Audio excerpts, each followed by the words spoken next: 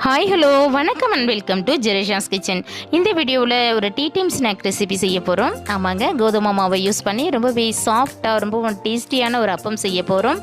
இதோட ப்ரிப்ரேஷன் பார்க்குறதுக்கு முன்னாடி நம்ம சேனலை சப்ஸ்கிரைப் பண்ணுங்கள், கூடவே அந்த பெல் ஐக்கானையும் கிளிக் பண்ணுங்கள். ப்ளீஸ் உங்கள் ஃப்ரெண்ட்ஸ் அண்ட் ரிலேட்டிவ்ஸ்க்கும் ஷேர் பண்ணுங்கள். இப்போ நம்ம ப்ரிப்ரேஷன் பார்க்கலாம். ஒரு பவுலில் 1 கப் அளவு கோதுமை மாவு சேர்த்துக்கிறேன். கூடவே 1/2 கப் ரவை சேர்த்துக்கலாம். அந்த கப்பால் 3/4 கப் அளவுக்கு நான் சுகர் சேர்த்துக்கிறேன். நீங்கள் உங்களுடைய டேஸ்ட்டுக்கு ஏற்ப சுகரை சேர்த்துக்கோங்க. இப்போ இதில் ஒரு 1/4 டீஸ்பூன் அளவு உப்பு சேர்த்துக்கலாம். உப்பை சேர்த்து நல்லா கலந்து விட்டுக்கலாம். இப்போ இதுக்கு தேவையான அளவு தண்ணியை சேர்த்து, அதாவது நம்ம எந்த கப்பில் மாவு எடுத்தோமோ அந்த கப்பால் 1 கப் அளவுக்கு தண்ணியை சேர்த்து நல்லா கட்டிகள் இல்லாமல் மாவை கரைச்சிக்கலாம். நாம் இந்த மிக்ஸில் ரவை சேர்த்துருக்கிறதுனால ரவை ஊறி செய்யும் பொழுது தான் அப்பம் சாஃப்டாக இருக்கும். ஸோ ஒரு 10 நிமிஷம் இதை நல்லா நம்ம ஊற விட்டுடலாம். இப்போ 10 நிமிஷம் ஆயிடுச்சிங்க. ஸோ இதை போல் நல்லா மிக்ஸ் பண்ணி விட்டுக்கோங்க. இதில் நம்ம இப்போது ஏலக்காய் பவுடர் கொஞ்சம் சேர்த்துக்கலாம். கூடவே ஒரு 1/4 டீஸ்பூனுக்கு குறைவாக சமையல் சோடா சேர்த்து நல்லா கலந்து விட்டுக்கலாம். சமையல் சோடா சேர்க்கும் பொழுது அப்பம் நல்லா சாஃப்டாக புஷ்ஷுன்னு இருக்கும்.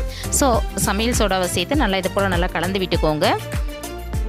ஸோ மாவு உங்களுக்கு இந்த கன்சிஸ்டன்சிக்கு இருக்கும். இன்னும் கொஞ்சம் நீங்கள் தண்ணியை சேர்க்கும் பொழுது நம்ம அப்பம் ஊற்றும் பொழுது அது கொஞ்சம் பிரிஞ்சு வரும். ஸோ இந்த கன்சிஸ்டன்சிக்கு நீங்கள் மாவு ரெடி பண்ணி எடுத்துக்கோங்க. இப்போ நான் அப்பம் செய்கிறதுக்கு ஒரு பேனில் தேவையான அளவு எண்ணெயை ஹீட் பண்ணி வச்சுருக்கேன்.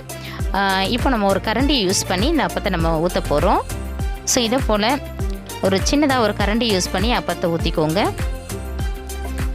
ஒரு அப்பம் நம்ம ஊற்றி அது மேலே எழுந்து வந்த பிறகு இன்னொரு அப்பத்தை ஊற்றுங்க.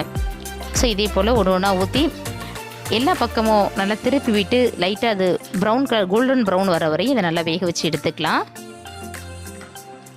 ஸோ அவ்வளோதாங்க, நம்மளுடைய அப்பம் சூப்பராக ரெடி ஆகிடுச்சு. இதில் நீங்கள் முட்டை கூட சேர்த்துக்கலாம். முட்டை, வாழைப்பழம் இதெல்லாம் கூட சேர்த்து நீங்கள் செய்தால் ரொம்பவே டேஸ்டியாக இருக்கும்.